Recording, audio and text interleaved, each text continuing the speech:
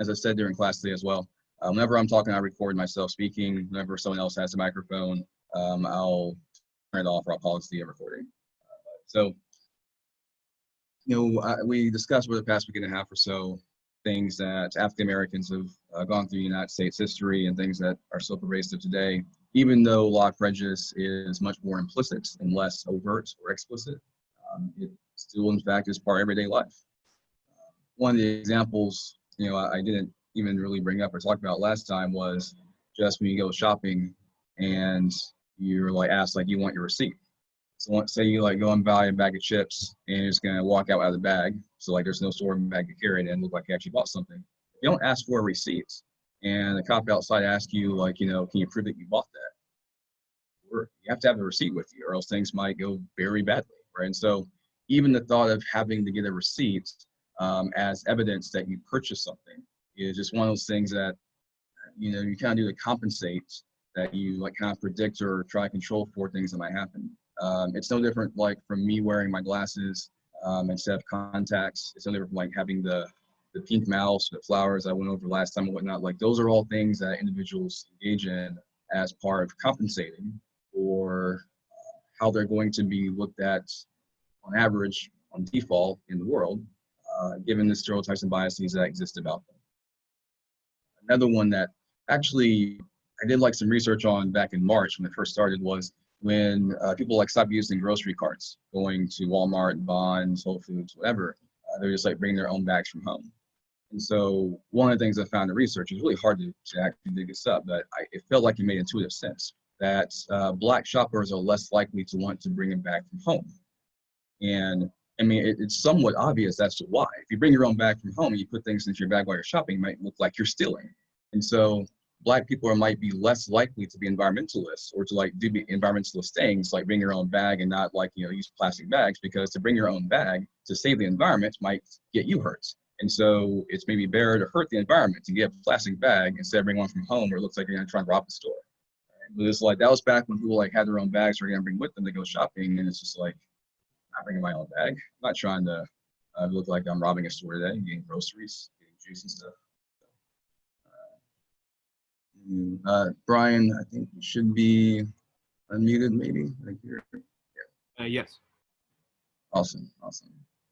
So we're gonna have a similar format as what we had on Monday. If you guys have questions, you can either like raise your hand in like the your participants box, or you can go into the chat box directly and do it from there.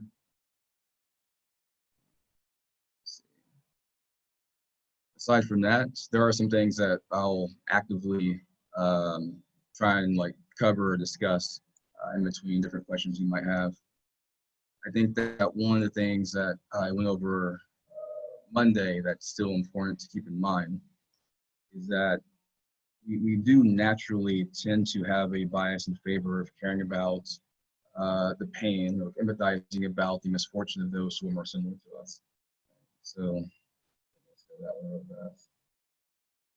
So if you recall this from Monday, people are going to naturally feel more of a sense of sympathy for people who are more like themselves, right? So in this case, looking at white and Asian subjects in the study, right? So if you're a Chinese person seeing someone white going like the painful stimulus, right, the prodding thing into your cheek, it would show more neural activation in terms of like a pain empathizing response, seeing that image if it was someone of the same race, someone Chinese, versus someone white. The same thing for white subjects.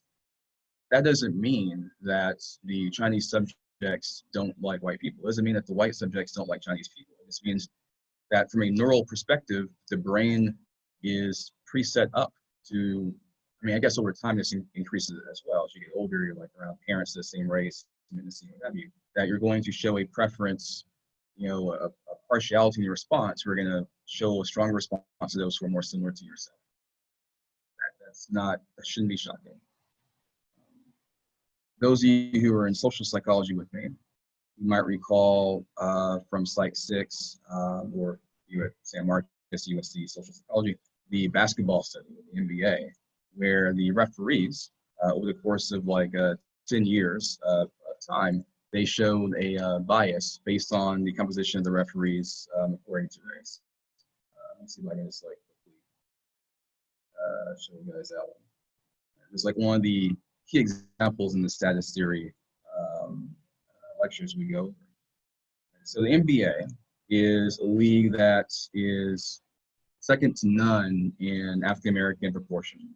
Right? So it's NBA, NFL, and I'm not sure like what would be third. It would be baseball perhaps, but the NFL and NBA are like both majority African American leagues, but the NBA, especially so, is majority African American, like 80%, 85% more African American.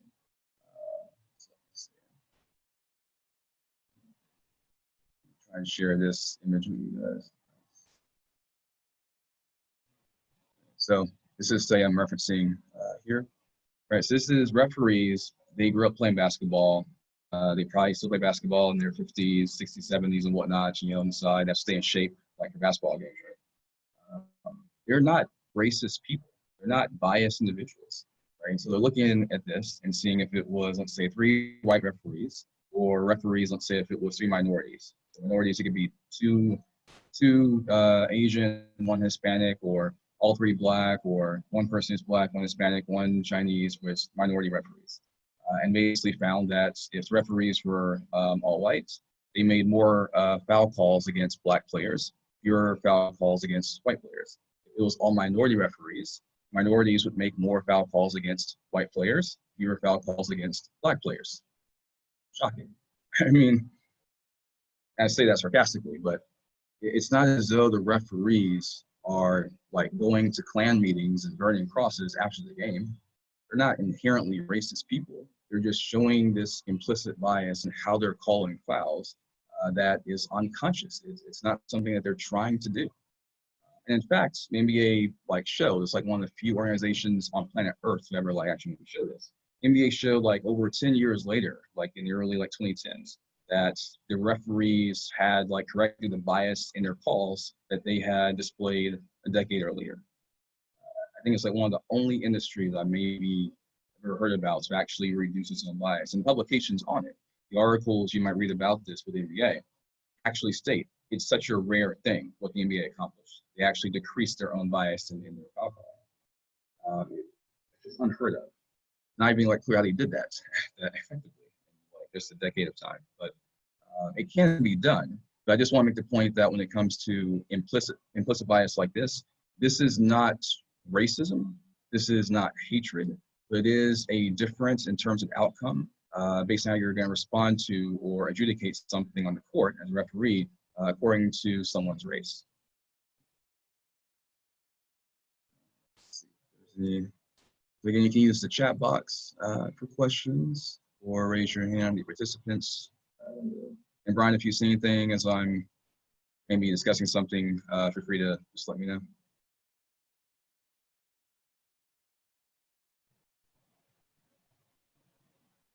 Thoughts on the riots and looting. So, yeah, the violent protests in particular. So, I mean, the riots are basically violent protests. It's using any terminology you want for it. It's not productive. It doesn't help out the cause whatsoever. So, one of the examples from research on this, let's just slide real fast. It was looking at the protests in the 1960s and looking at public supports, like how support for the protests increased or decreased over that period of time. Did the protests, as they seem to be more violent or escalating, was there more support for the cause, or was support for dwindling, was it decreasing, was it hurting the overall message? And basically, as maybe otherwise you'd expect, the violent protests, in fact, did have an effect that decreased support for what they were protesting for in the first place. So I'm going to show you guys real fast what that research looks like. And this was published this year, actually. This he was just on Twitter even discussing how he spent like his PhD was on this topic. He was trying to publish his PhD research like for years. He kept getting rejected. He thought about quitting academia even. He was like, academia is publish or perish, and no one likes me. He was like, he was gonna give up, and then finally, the top journal in his field actually accepted it. So it's like one of those kind of happy Twitter threads. But let me go ahead and show you guys this one. So this is basically showing 1960s, the protests, the civil rights movement, the forced busing that was going on in some parts of the country, trying to make sure that school integration was in fact being instituted and was not like being allowed to be blocked by those in the South who might have been opposed to it. All those different kind of things and the protests that related to them, which shortly after were kind of subsumed by the anti-Vietnam War protests. But if you look at the graph down here, basically it's showing that the more that the media starts looking at the protests as being maybe a problem or being in some way violent, the less support that public opinion would have for the movement itself, right? So it'd be more about we need more control, we need law and order, right? That was like a key phrase, right? So more law and order, and there was less support for the protesters themselves. In fact, one of the key things highlighted here in the abstract even, the violent protests likely, in fact, helped Nixon win the election in 1968. So if there's any interest in the election this year, the protesting, you should keep this in mind if you're protesting, right? I mean, you don't want to do something that might adversely hurt the election based on how you might want it to go. And protesting absolutely helps with awareness. Yeah, so the question here by Manelia, you definitely have a right to protest. It's just that the protesting behavior should be peaceful. It shouldn't result in someone's car window being smashed or business being set on fire or things of that nature. You have a right to protest, absolutely. There are even cops who have been taking the knee along the protesters during this time frame.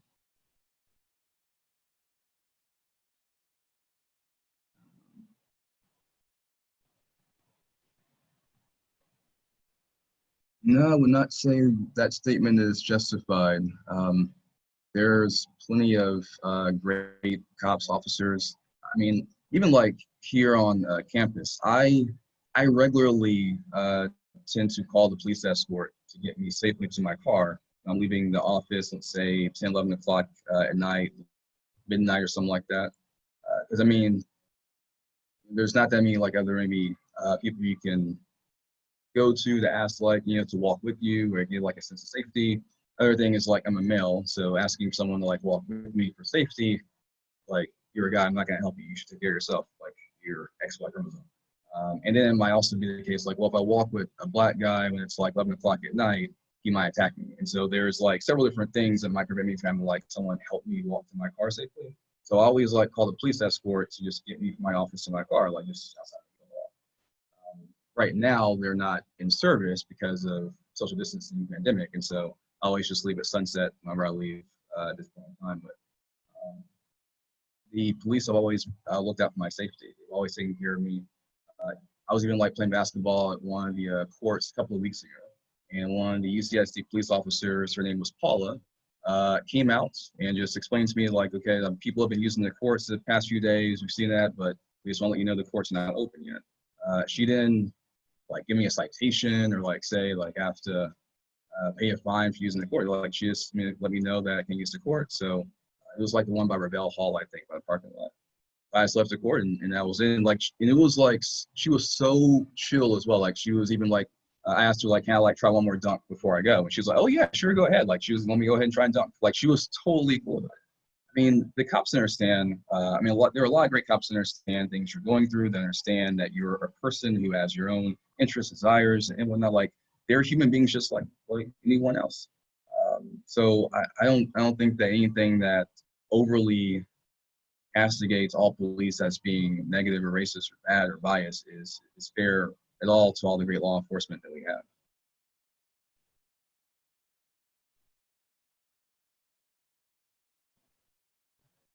So proper use of social media, I do think could have a positive impact, absolutely. I love the resources people are posting about how you can be an ally if you are Middle Eastern, if you're Hispanic, if you're Asian descent, if you're South Asian Indian, like basically trying to get non-Black minorities like engaged in the overall process as well, which I feel like myself personally is like really important. Because almost like called this meeting today like the multiracial trauma discussion, right? But I do think that those kind of things when you're posting on social media are in fact really helpful to do. At the same time, I question the possibility of this having a lasting. I question if this will like last over time. I think that some change might come out of this. I think there might be discussions that really take place about policy and whatnot. But my current feelings we have right now, we're gonna at some point go back to homeostasis, right? So if you have taken like my health class, one of the things we go over there is our brain tends to make a homeostatic adjustment over time. It's gonna go back to baseline. And so if you're always going to Starbucks and always getting coffee, always having Red Bulls, always having rock stars, at some point your brain's gonna readjust and say, you know what? Instead of like me lifting this weight on bench press, he's just gonna have a rock star in Starbucks. So why should I lift the weight? The spotter is the one lifting the weight, right? The Starbucks is a spotter, right? It's lifting the weight for you. It's not even you doing it. And so your muscles start to atrophy because you're not using them. So your brain adjusts to that. Same thing happens with this. At some point, our brain is gonna like kind of wane its attention on this, and like it's not gonna respond as strongly anymore. There's a guy yesterday, I think David McAtee, I believe. There was someone who fired a gunshot among the protesters, and the police fired back, and they hit and killed David McAtee. He wasn't the person, he was unarmed. He didn't have like the gun that, was fired, but the officers are firing back in self-defense. And so his death is largely unknown. It's been overshadowed because everything else is going on. That's kind of what I mean. It's like when you have like that very first piece of chocolate and like dopamine is like rushing you for a sense of reward, the next piece you have might not be as strong and not have as much of a effect on you. And so if there's some other thing that happens right now, someone else is shot or killed by police right now, it won't have the same effect that George Floyd did last week, because that was kind of like that first like rush in a few weeks of time, right? So I have to say, the way our brains work, we have kind of a short window in order to get some new idea into the lexicon, into the discourse, into discussion. And I feel like the concept of racial trauma, the concept that if you live your life, more or less, especially like your entire adult life, thinking to yourself, I better get this receipt or else I might be asked if I bought this or not, or if I stole it. I better make sure if I'm driving by people that I might see on a regular basis, I don't have anything in my car playing that sounds like rap. Make sure it's country music or Taylor Swift. If you're always thinking like, I better wear my glasses, because glasses means you're less violent. Like that kind of just like internalized sense of compensating for yourself your entire life, that is a kind of trauma response, basically, right? I think that terminology and discussion is important to introduce into the discourse. That's the most immediate thing we could accomplish in this short window of time that our brain's going to give us as we focus on this issue, because it will quickly go to something else. It'll be the sports next week, or who knows, it'll go somewhere else. I give this about 2 or 3 more weeks of time maximum before our brain resets. That's just, I had a post on Facebook about this yesterday, actually, where I kind of made the analogy. When there's an alarm going off in the building, a fire alarm, for instance, after a few minutes of it going off, you start to cover your ears. It's just too much, you cover your ears. At some point, our brain's going to start to cover its ears. And it's going to start reducing dopamine receptors on the postsynaptic cell. So less dopamine can actually get across the synapse to like respond to news or social media posts about this. Our brain's going to cover its ears. We're going to move on from this. Let's see, next question. It's 2 questions kind of stuck together. Okay. Biracial, live in a biracial family.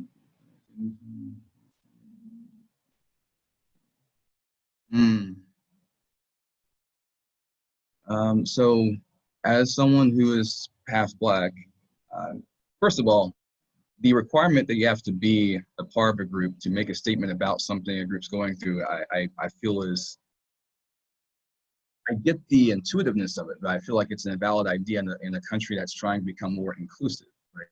Inclusiveness should mean that, if a girl in Utah wants to wear a traditional Chinese dress to prom because she likes the style of the dress and has no idea that it's a Chinese dress, she just likes how the dress looks, then it shouldn't be seen as appropriation. It should be seen as an example of inclusion happening, that someone from this culture likes something from this other culture. That shouldn't be seen as an offense or you're out of place for doing so. And I get like there is a limit to that. I get like you shouldn't like fake praying like someone else's religion, because maybe that's not appreciation. It's like maybe just not respecting it. But there's like a degree to like which appropriation is being used in place to take offense to things that are just like literal appreciation and liking something. And especially, so I mean, that's the case if you're like not from a group. Like I was president of a group in Texas for undocumented students, for Dreamers. And it was a largely Hispanic group. I had a Hispanic vice president. I'm Black. I don't know the experience of someone who's undocumented. But I empathize strongly with what they were going through and wanted to do something about it. And so we had DACA clinics at UTA and around the Dallas-Fort Worth area trying to help a lot of students in high school and college avoid being deported, having deferred action, DACA.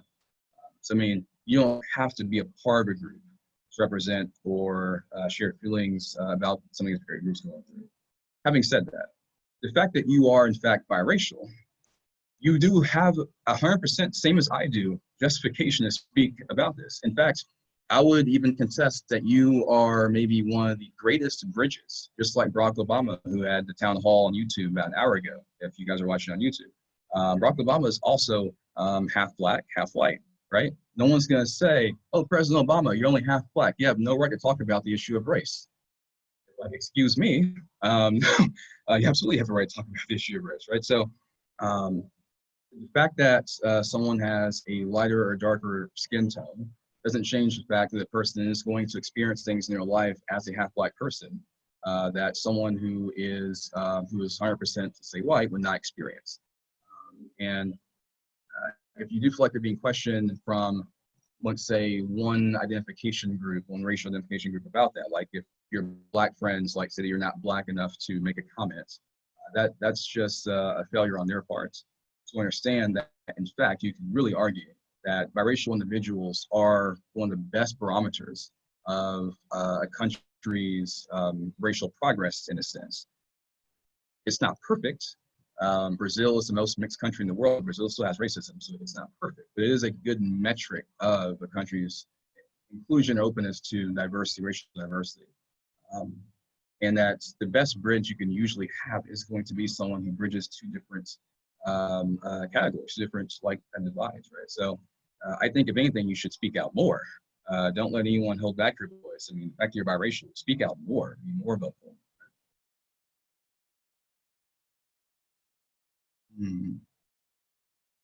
Yeah. So in terms of wording off homeostasis, so there's not really a way to do that, to word it off. I mean, unless there's like a sense of repeated, unique hits of something that continue to arise. So like if there's something else in 2 or 3 weeks where someone else is like killed by police and it's a different kind of circumstance, but it seems maybe just as clear as day as the George Floyd thing is, which usually it's not even as clear as day as that, but that one was pretty graphic. It has to be something of that nature to like kind of like avoid a reset from happening, like from a neural perspective.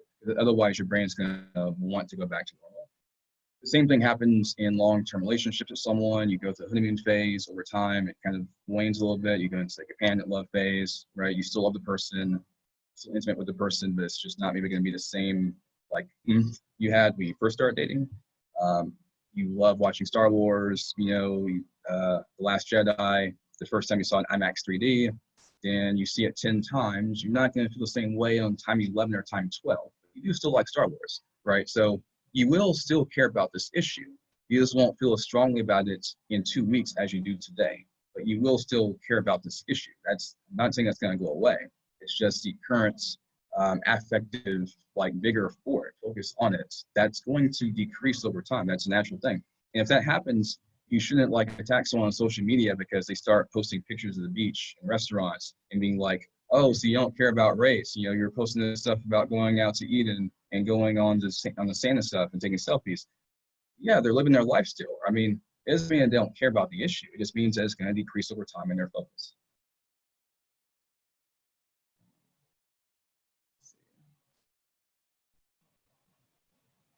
We encourage us to invest in sustained work. So generally speaking, most people will show a decrease, allies included to some respect, but allies will probably show the like 100% like pure allies who like this is their life. So if you're black, like definitely this is going to be in your mind still.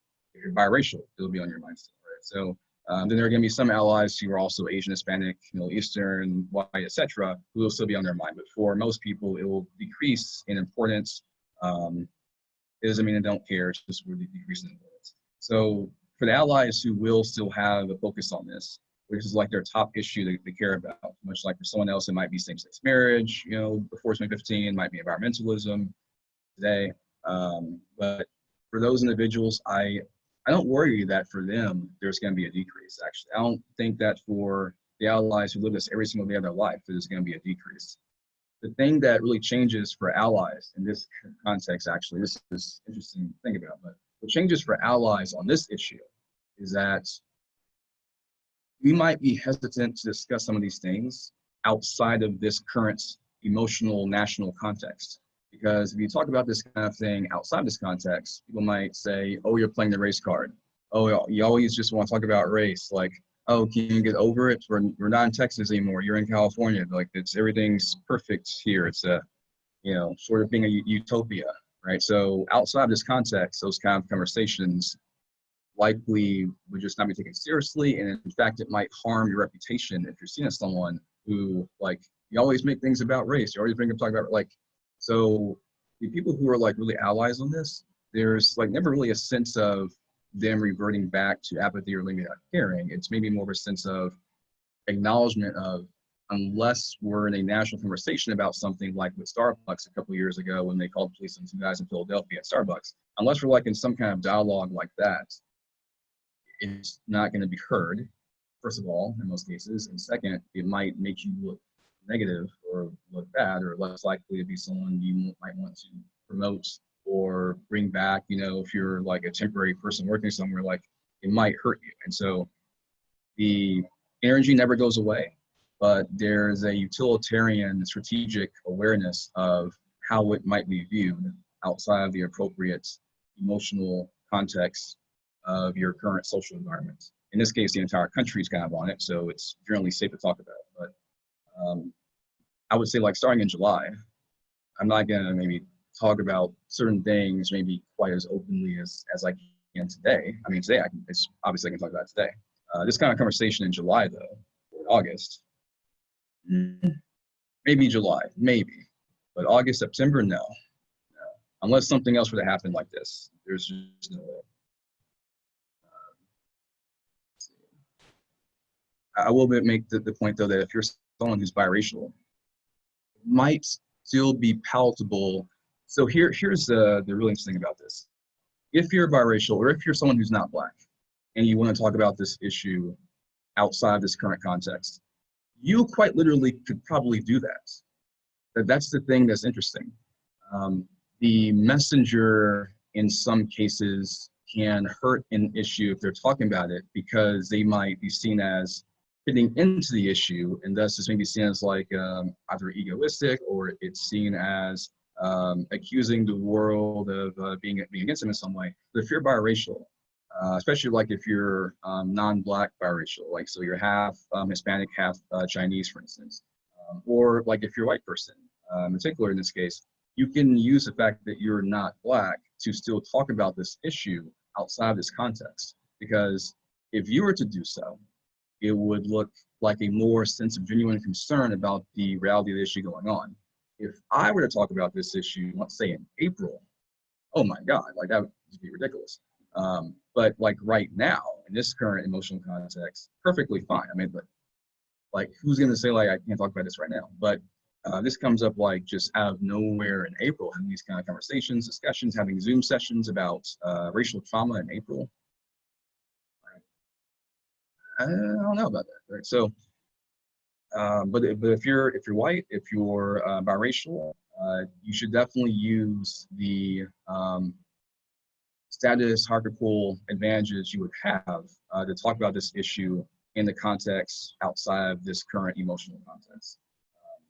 That's definitely a benefit that you would have, and it's something that we need allies to do. It's the same thing if women are marching, protesting about something, want something to change, people might say like, oh, well, of course, women are going to be asking and calling for that. Well, if males start asking for the same thing, well, now it seems like now it's more serious, right? So if it's the male saying something should be done for women, then it's going to be maybe taken more seriously than if it was just women saying it themselves. Same thing applies with heterosexuals doing something for the LGBT community, right? So usually if it's someone who's not directly related to a group advocating for something for some other group, right? So it's not going to benefit you, right? So you're fighting for same-sex marriage. You're leading a group for undocumented students in Dallas-Fort Worth in Texas. You were born in Dallas. You're an American citizen. How is it going to benefit you? Like, it's not. I just think that what they're going through is wrong. So I'm going to fight for them because what they're facing is wrong. They should have the same rights to education, not be worried about being deported as students in my other classes, right? So because it didn't benefit me, I might have been taken more seriously than if maybe it was like led by someone who in fact might be a dreamer, even though a lot of these groups are in fact led by dreamers. NAACP is always led by someone Black.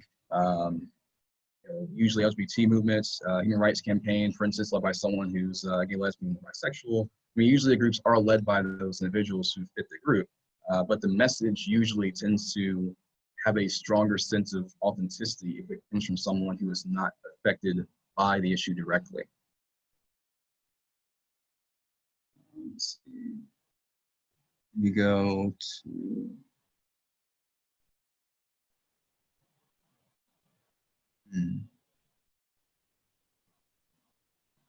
let me get back to your question, Nikhil. You had one earlier. I'll get back to your question after this one. We get to the one that just came in. Republican, that's where they get even more chance.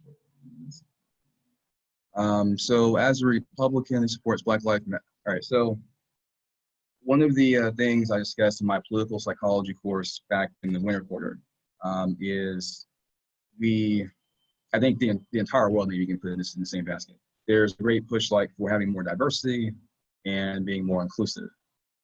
But when it comes to ideological diversity, when it comes to political diversity, if you look at any kind of polling on this, conservative students feel like they can't speak their mind.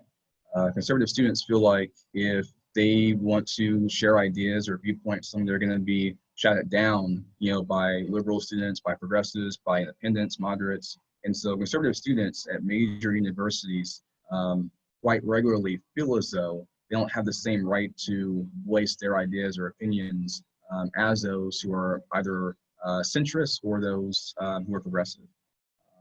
That's just a part of our diversity discussion, inclusion discussion that we just left out completely. So I spent like an entire week basically just kind of going on that point. And if you look at social media research on this, Democratic females more than anyone else, progressive liberal women are the most likely to unfriend or block someone on social media who posts a viewpoint they don't agree with on politics. So it's not as though Republicans or conservatives are like not open to discussing things for progressives. Progressives are often more likely to shut down debate with conservatives or Republicans. So I do see your point with this and the research that speaks to it. I think if your colleagues themselves want to continue to be seen as people who are in support of diversity and inclusion, just share with them that we disagree on politics. We might vote for, we might support historically, between Clinton versus Reagan or stuff like that. But you can agree on this. It doesn't mean you have to agree on every single thing. Perhaps Dave supports demand side tax cuts. You support supply side tax cuts. You support more investment in military spending. They support taxing the rich. Those things are all perfectly fine debates to have. But this debate, if you guys agree on that, I don't think there should be a reason to not include you in a discussion because you disagree on supply side or demand side economics. That doesn't matter for this. It's like the immediate discussion of police and justice. So I would hope that their hearts would be open to hearing that someone from across the aisle would side with them. Someone from across the aisle agrees with them, because ultimately, anything done on this, progressives, liberals, independents, moderates, they're going to have Republicans and conservatives also agree with them in order to get something passed, because in our political system, both parties have power. Democrats control the House, Republicans control the Senate. So if you don't want to hear a Republican friend, how are you going to convince a Republican senator to vote on something to reform the justice system? Going back to the question right before, so impressions, like when you make a major error, yeah, you can lose your license. There's not like a chance to have a repeater, make it up, or try again. Like you might just be over.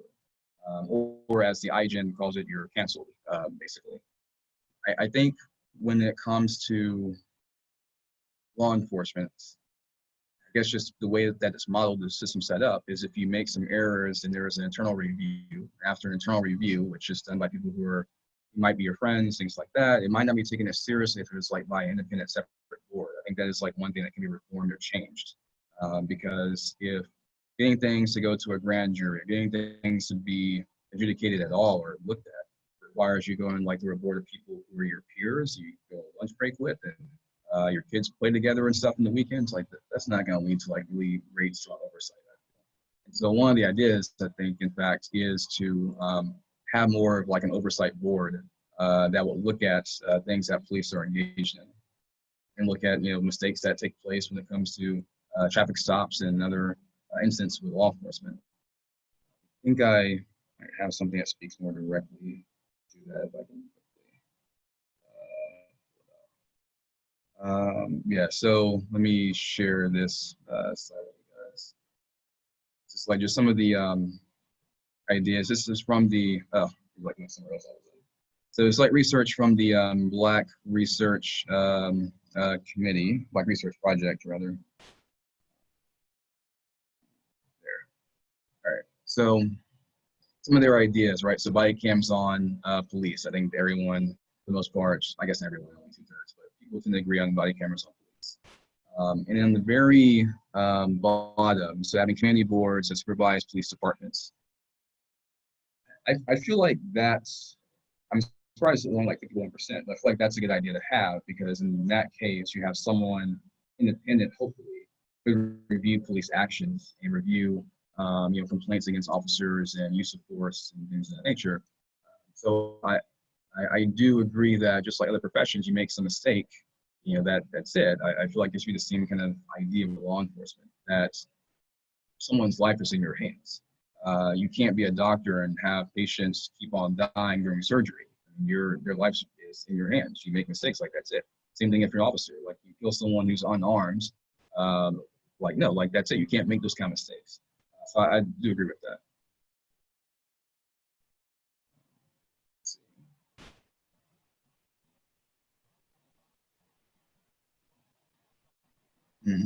We always turn to homeostasis. So I mean, even if we collectively, on average, return to homeostasis, the people who are, again, the allies who care most about it, who are like the most bluntly going to be protesting, marching for something, they're always going to be caring, advocating for it, right? Even like right now, when there's nothing going on in terms of environmentalism being discussed in the news really whatsoever, like there's still going to be, like the girl Greta, I believe her name is, 16, 17 years old, out there, like, putting things on the media, giving talk speeches. There's always work going on. The work never stops. It's just that there's some moments where all the work that's been done when it was not in popular news finally gets brought into the open, because there's something that happens in the public that triggers more attention towards it. And so all of these conversations that we're having now, like the terminology about racial trauma, that's been like out there for at least a couple of years on social media, the term racial trauma. I'm only like really now kind of discussing it now in this format, given that if everyone's at home, more or less of the time, unless you're going shopping or going out to the beach now or nail salon, hair salon, everyone's at home, everyone's watching this news, maybe more than they otherwise would be, right? If you can't like go to work and there's like more viewers watching this news of George Floyd dying than you might otherwise would have. And so it makes it just more likely to become opponents matter at this point in time. And so all that work, the talks, the speeches, the advocacy groups, everything that's been done leading up to now, they now have the platform to kind of show what they have prepared and practiced once they're back in public eye again. And yes, it will decrease again in mid-June, definitely by July. But that doesn't mean that it's impossible to get some immediate things maybe either accomplished. Possible, I mean, it wouldn't be like nationally speaking because is how Congress is right now, but at least like on state levels or city levels, there are things that can still be done. I think the biggest thing that's individual person to person we can try and do is at least discussion about how this is basically a chronic stressor. That this kind of racial adjustment, racial compensation, concerns about your experience based on race, like that everyday kind of thing that you might go through is basically kind of a chronic stressor. And at the end of the meeting on Monday, I kind of like got back to one of the points one of my students made in a meeting last Thursday, where he basically asked me if I'd gone to school in Oakland. Oakland is like perfect diversity. It's like the one city in the country, there might be a second one now, but Oakland, at least for a while, has been like this perfect pie, where it's like 1/4 Black, 1/4 white, 1/4 Hispanic, 1/4 Asian. Just like perfect, not just diverse, but like equal proportional diversity. So whenever someone says the movie Black Panther was diverse, just let them know it was not diverse. It was all Black people. That's not a diverse film, right? It's a Black movie. Just like Crazy Rich Asians, that was not diverse. It was all Asian actors, actresses, right? So I feel like we have diversity confused sometimes, but Oakland is like wholly diverse. And so, you know, basically the question is like, would I still do all these things? Like, would I still have like the pride flag just like right here in my desk, and like have the pink mouse, I wear like the pearl bracelets and the glasses, and like, would I do all these things if I grew up in Oakland or Atlanta, Georgia, like a largely Black community? And I honestly, I don't know, because at this point, it might just be something that's so a part of me that it is on autopilot, that it's just like the way that I walk, my posture when I walk. I don't think about my left footstep and my right footstep. I just walk. And I feel like to some degree, maybe at this point in my life, this has been encoded just as well. That even like being here in California, where it's obviously much more inclusive and accepting and welcoming, that even here, it's like the things I learned in Texas, those Texas things are still part of me. I haven't turned them off yet. So I feel like the fact that someone might still do something, that the brain might feel a need to do something, even outside the context in which the brain originally felt it was necessary to do, I feel like that's a definition of trauma response, right? So if when you're like in a fire battle with someone and you feel like you hear something loud, you might duck because it might be an explosion or something flying your way. That's an appropriate response to make in that situation. But if you're at a birthday party with kids and someone pops a balloon and you duck because they're a balloon pop, that was not an appropriate response to the kid's party. It's a balloon, right? So if you're like now in California, still showing the same behaviors of racial compensation that you showed in Texas, that seems like a trauma response, because essentially like it's not necessary to do anymore. Like you're at a place now like where it should be fine. So the fact that I still do it, it's almost like it's just so ingrained that I can't undo it basically.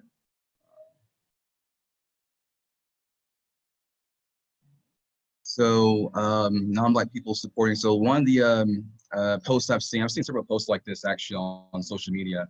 Different ways that people who are Hispanic, people who are Asian, people who are Middle Eastern can help out with with Black individuals, and trying to give more attention to the fact that it's not just a Black issue. And I do want to take, I guess, like maybe 5 minutes here at least to kind of go over what I'm discussing when I say it's a multi-level issue. And so the first thing I'm going to go to show you guys is a study that was done by Joshua Carell, where you take Psych 6 with me, you already know about this. It's the policing bias study. In this study, what they do is they have people like decide to shoot or not shoot a gun at someone who's armed or unarmed, and the person is Black or white, right? And so the person might be holding like a wallet, or I don't know, like their cell phone, it might be a Black cell phone, or a gun, and their person is white, they're Black, or in this case, they're also Asian, Hispanic, and the decision is like shoot or not shoot. And so they found in this case is that police officers who were largely in the sample white, as in the previous ones in Colorado back in 2003 and 2007, they found that people were more likely, officers were more likely to shoot someone black faster who was armed than someone who was Hispanic. But they were more often likely to shoot someone who was black and Hispanic, more than someone who was white or Asian. And at the end of this, they found that people were more likely to shoot someone white than someone Asian, right? So an armed white male was seen as more threatening than an armed Asian male.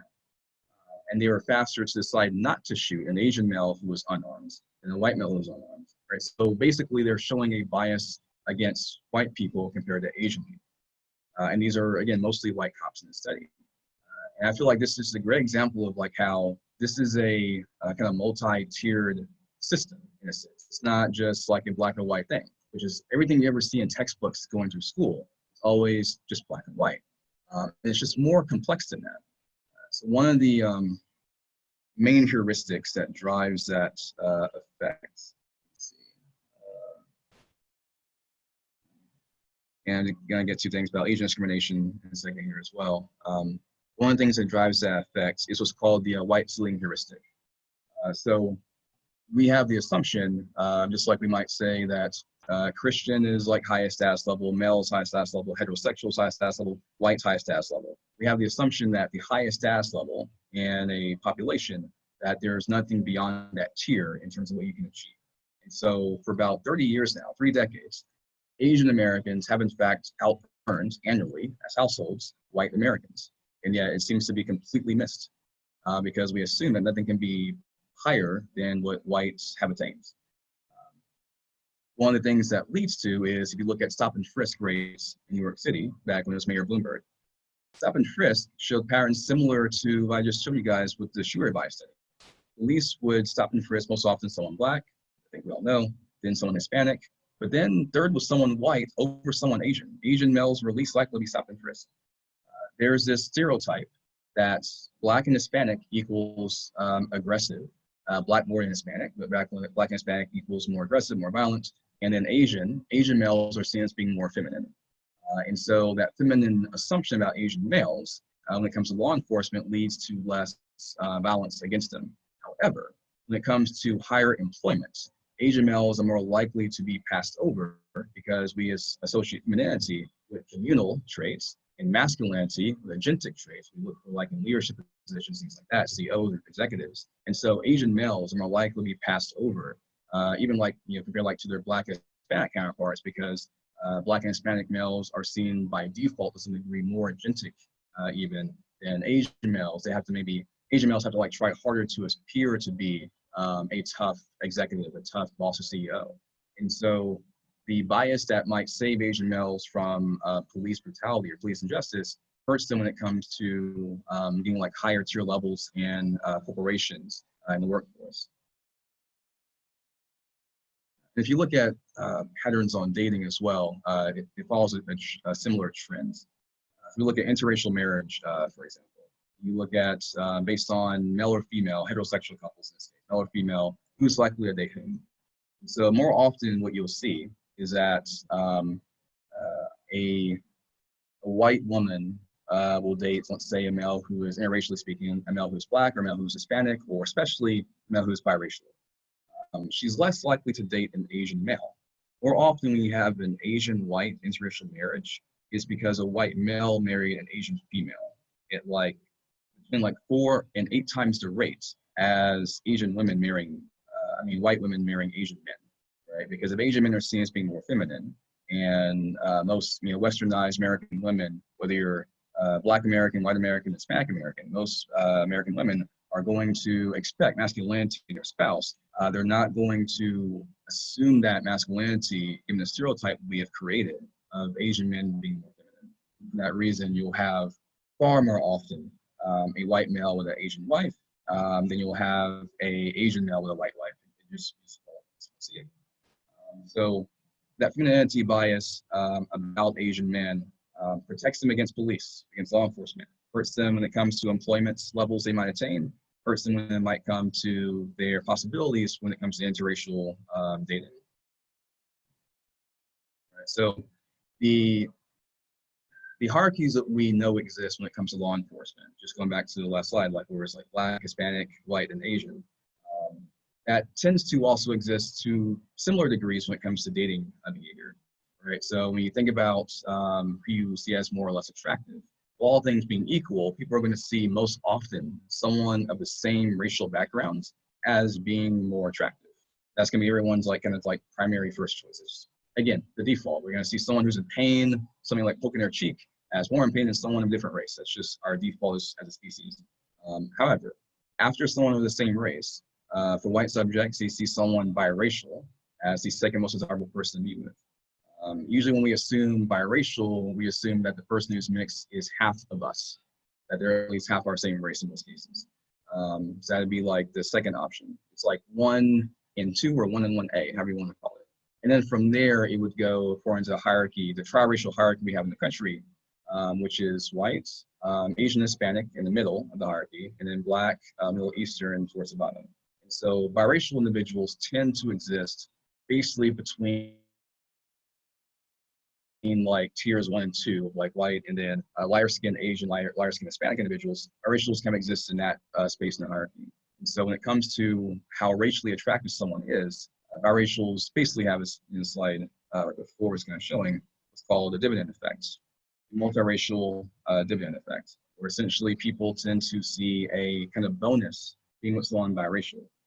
The logic is that, let's say if you're going to be with a male who's half Asian, half white, that his white half would be associated with a sense of masculinity, Americanized, Westernized ideals of toughness, and that his Asian half would be associated with the model minority ideas of intelligence, educational success, attainment, and things like that. And so by dating someone half white, half Asian, a woman gets basically the best of both racial categories in the same person. And so one study, in fact, found that white women were more open to dating someone who was half white, half Asian than they were open to dating a monoracial white man. It was the only group actually in the study that they found would date someone biracial more over someone of their own race. When it comes to minority individuals, again, person of the same race is going to be the first option. But the number 2 person for Hispanic and Asian and Black individuals is someone biracial. And then from there, it would go for everyone except, I think, Black females to someone white, and then it'd be someone Hispanic for American samples, and then someone Asian thereafter. And so this, you have like the graph here showing that basically among males, Asian males are among like the lowest to get a response back from females, similar to in the way like to Black males. Now, this is all essentially just based on societal social hierarchies.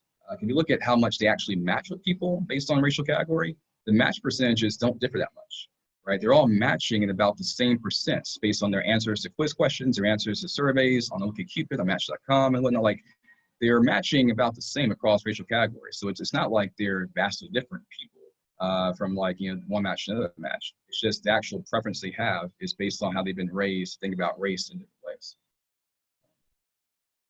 So the only actual people in the world, who actually like show a preference, who are actually colorblind in the best sense. Like, colorblind is kind of a dirty word. Like, you don't want to say like, I don't see color. That's not the goal. You should see color. But the people who actually seem like they don't care about race at all when it comes to dating are gay women by far. Lesbians just do not seem to care. Like in one study, they gave both females and lesbians option like going like on a dating site where they would have a higher proportion, equal proportion, I guess you could say, of people of the same race that they could date as other racial categories. They found that in that space, gay males, who usually tend to date interracially at higher rates, they found that they would no longer date at the same rate interracially because like now there are more options available to them. So like one of the arguments for gay males is that there might be so few options in the market for them to date that they might date interracially because there's maybe just no one else there. So it kind of helps you get over it in a sense. But for lesbians, even when there was like equal numbers of like same race lesbians they could choose from, they would still date interracially. They just do not seem to care. They're like colorblind in the best sense of the word. And so like the experience for gay males is similar to what a lot of educated Black women experience. There's like a shortage of available males available for them to maybe marry. And so if you consider like the incarceration rate of Black men, consider the higher rate of Black women graduating college compared to Black men who don't complete college. For bachelor degree, master's level Black women, there's just not a large market available for them. And as a result of this, ironically, Black women are kind of opposed to interracial marriage because they feel like Black men that are eligible for them are going to be taken away by women of their other racial categories who take the few eligible Black men off the market for them as Black women. So it's, when you think about like the sex ratio in places, it's like, you know, are there more females than males there? It's like, I think UCSD is like there's more females than males at UCSD. But if you are, let's say, a Middle Eastern female at UCSD, there might be more males than females. And so given that we tend to show homophily, that we tend to show like a preference like being around those who are like us, homophily would suggest that for females in different racial categories, that the sex ratio for them is not relevant because it might be like more males there than women there, and thus that's going to change their motivations, it's going to change their behavior. So discussing like the broad sex ratio of a place without considering the actual race ratio of the place, you're either assuming that homophily doesn't exist and that we live in some utopia, or you just haven't considered how other racial categories might look at the ratio they see from their own racial perspective. I think there's a question here I want to make sure I choose not to post social media, but I just don't feel comfortable since I have family members. So for the person who feels like their family members might not be comfortable, I would say that you should definitely be someone who does post, because having those uncomfortable conversations and those uncomfortable talks with family is exactly what needs to happen. Instead of allowing drunk uncle during Thanksgiving break to visit from out of town and tell racist jokes and sexist jokes to the table, and everyone just kind of like laughs awkwardly, uncomfortably at his jokes, someone should say something to them about like, that's not okay, right? This is a perfect time to have a conversation saying that this is not okay. This shouldn't be allowed. You shouldn't say that about people. You shouldn't treat people that way. Just let them know it's not acceptable. So I feel like, in fact, you should definitely post things about what's going on. You don't have to like use the hashtag BLM or Black Lives Matter. I'm not saying that. I mean, even myself, like I've more often posted the hashtag Asian Lives Matter. It's because I see things happen, to students who are Asian that I might teach, here in San Diego that I didn't see as much in Texas, but I feel like Asian students experience discrimination as well. And just like I'm opposed like to the Compton cookout that happened years ago, maybe here, there are things that Asian students also go through, whether they're Chinese, South Korean, Cambodian, Vietnamese, what have you. Like, I want to support and stand with them, just as a lot of them right now are supporting and standing with people who look like me. So I feel like the degree to like which we can make this a broader coalition, just like the crowds outside protesting, it's really diverse crowds. The degree to like which you can bring people in from different backgrounds, that makes it stronger. That makes the message that much more potent. If it's just Black people alone doing something, right? I mean, it's not going to be as strong as, well, of course, it's egoistic in essence. If it's like a pluralistic crowd, a polycultural crowd, then that makes the message that much stronger, more likely to carry forward.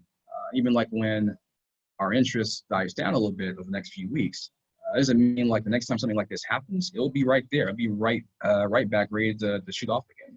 Just like when it was like a new Star Wars film.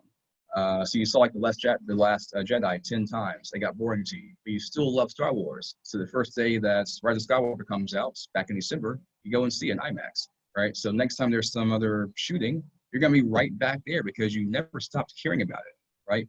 The current emotion of the moment right now, that goes away. Sure, you didn't stop caring though, right? We get that. I think there are a couple of just really quick points I want to get to real fast. That just might be of some additional interest. And it deals with, so if you're biracial or someone in an interracial couple, this might be something relevant for you, or I guess anyone generally speaking. So I think when we look at stats on hate crimes, so how many hate crimes do people experience if they're Jewish, if they're transgender, if they're Black?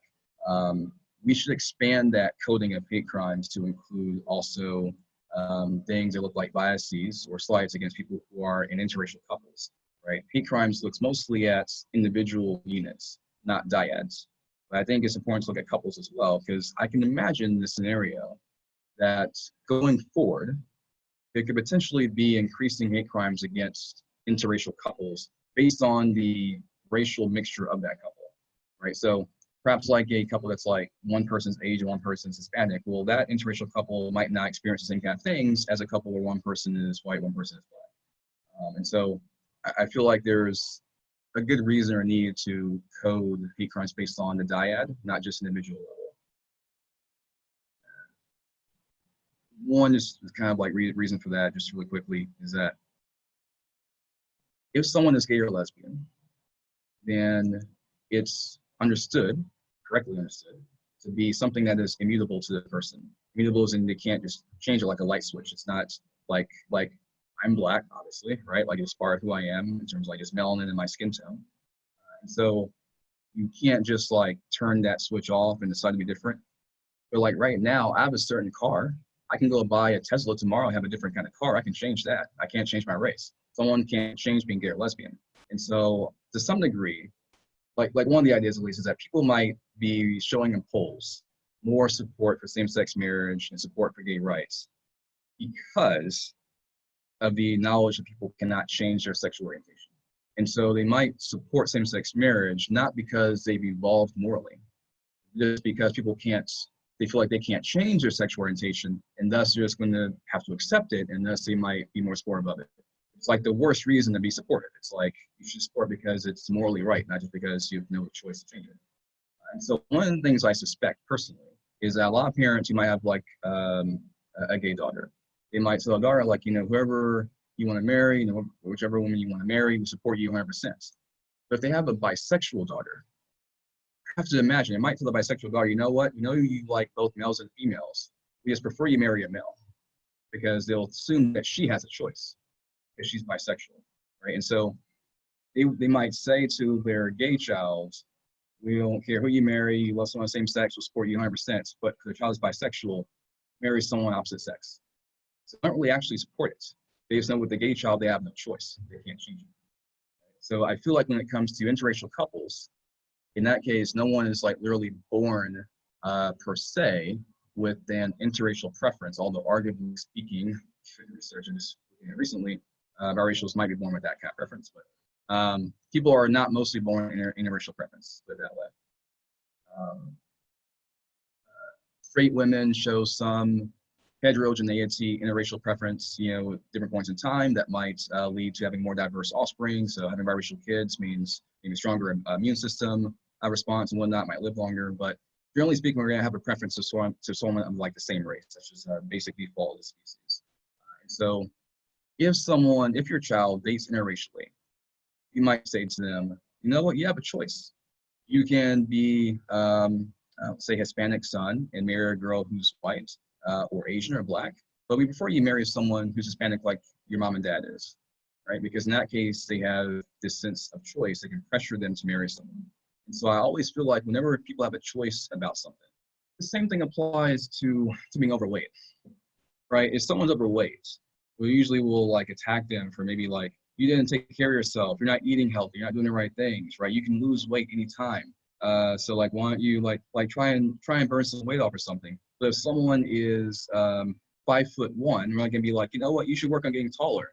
You know, you should go to the gym and work on getting taller, get to 5'2" next month. Like, no one's gonna say that. You can't control your height.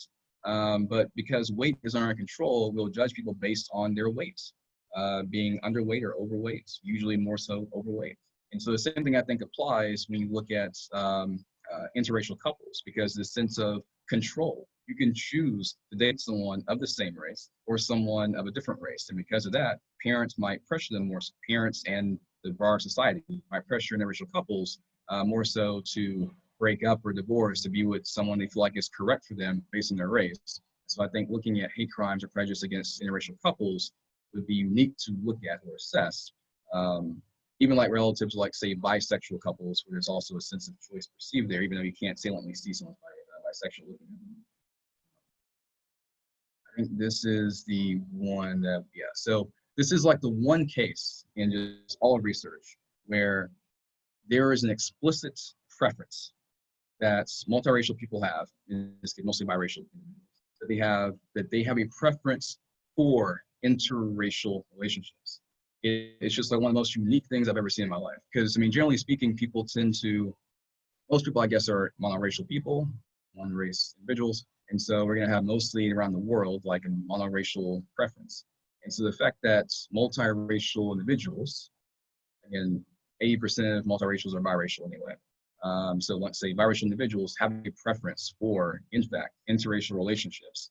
It's just like a profoundly unique finding, I feel like. It's just like, because one of the reviewers we had in the article we submitted last year that got rejected, that we resubmitted, one of the reviewers like made a comment in the review that, you know, we're saying that maybe there'd be over time more interracial preference given increases in interracial marriage, what have you, blah, blah, blah. But he said like, well, or she said that, well, there's already evidence of interracial preference that exists among people. And I'm just like, what? I was like, can you show me like where that is? Can someone please like direct me like towards this research of interracial preference? But like here, actually an example of that, people who are multiracial, perhaps without that much surprise being required, though it does surprise me, but they do show this preference for interracial dating. Any additional questions? Brian, have you got anything? No more messages. So I feel like the major thing I would want to leave this with is, I know the focus right now is looking at things African Americans experience when it comes to police interactions, law enforcement, justice system being unjust and how to make it more just. But I do think that the conversation could lead to more success over time if we broaden out how America's broader tri-racial hierarchy, tri lies in TRI, like triple, tri-racial hierarchy, whites, top hierarchy, and then Asian, Hispanic, middle of the hierarchy, and then bottom of the hierarchy would be Black, Middle Eastern. How that tri-racial hierarchy is involved in this. It's not just a black and white thing as you might get in any textbook you ever read in your entire life. This is something that, as we become a more and more diverse country, a country is going to be not going to be majority whites by 2050. As we become a more and more diverse country, looking at how this intersectionality across different people, how our increasing diversity, how this is going to affect how we look at different groups over time.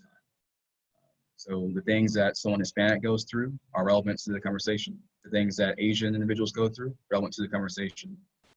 And it doesn't mean that you're ignoring Black people if you bring that up. I think it helps. It helps to show that this is a layered problem. It's not just black and white. This has layers to it. And then the last kind of nuanced point I'll make is that more research is kind of doing this right now as well, but inter-minority prejudice, I think has been overlooked for a long period of time, but as we become more and more diverse, looking at how minority groups show prejudice towards each other, so Blacks towards Asians, Blacks towards Hispanic, vice versa. As we become more diverse, it's going to have to be looked at and assessed, because if you grew up in this country as someone who's white and you're like in school learning about stuff like slavery and Jim Crow and whatnot, there's going to be by adulthood, for a lot of my friends at least who told me about this, like they feel a sense of pressure to appear to be really egalitarian, to appear to be like really about equal rights and things like that. If you, let's say, came in the United States after high school from Vietnam as an international student, or from El Salvador or from Brazil, you didn't go through those same classes in history in high school as a lot of white Americans in fact did. And so you might see prejudice from the minority groups increasing in the country, even as prejudice from like whites directly and personal prejudice from whites might be decreasing. And so the over-focus on the black and white pictures in the 1960s and all these social classes we usually take, they were focused on black and white interactions, and the complete ignoring how minorities show prejudice towards each other is something that we can't afford to continue to do. That's going to be increasing as we become more and more diverse. And also it continues to like put this unfair weight of castigation on people who are white that it's just not justified. Like to put all the focus on just like one group. This is a more layered process. We need to kind of move on from black and white pictures. They're relevant to teach and learn about, absolutely, but it shouldn't be the sole focus. And so many articles you read today in psychology is still going to be, if it's about prejudice, black and white. You just like do a search on Google Scholar, put Asian white discrimination in, and then put like black and white in. I mean, the number of articles you'll get, difference in citations will just be like mind-blowing. So we have to diversify our research and expand the narrative beyond just black and white. And I feel like that's a good way to keep this momentum going, expand our discussions about racial trauma, and have more success come out of this over time. So it doesn't just like go away or seem like it was all for nothing right now. All right, so that's going to be it, you guys. Hope this was informative. I'm going to post a video for this one. So if you're in my class, I'll post it on Canvas. And if you just want to get the video recording, I guess Instagram me or Facebook me, and I can send it to you. And the slides as well. Same thing for the slides. All right, see you guys.